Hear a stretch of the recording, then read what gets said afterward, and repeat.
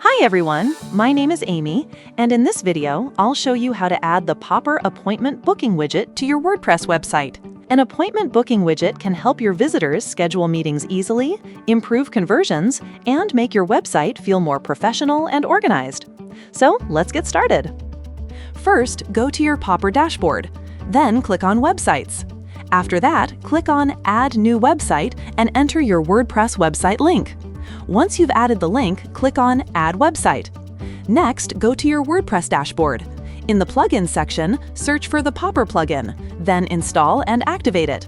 After activation, click on Popper from the left sidebar. Then check your email and click on Save Account Email. Now go to your Popper dashboard.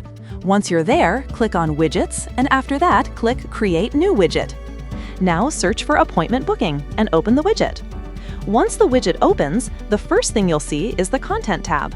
Here, you can change the widget title and edit your services, including the service name, price, and duration. Next, go to Branding, where you can change the logo and cover image. In the Business Profile section, you can turn the profile display on or off and customize it. Then, under Notifications, you can enable the setting to send appointment notifications and choose the reminder time, such as 1 hour before or 2 hours before. After that, go to the Availability tab.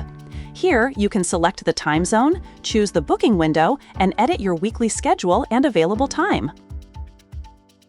In the Design tab, you can choose whether to add the widget as an embed, an inline, or a floating button. Then, in Styling, you can change the widget width, background, accent, and text colors.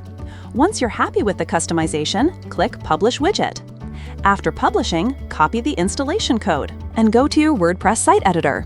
Now add a custom HTML block, paste the code inside it, and save your changes. Once your website is live, refresh the page, and your widget will appear successfully. That's it for this video. I'll see you in the next one.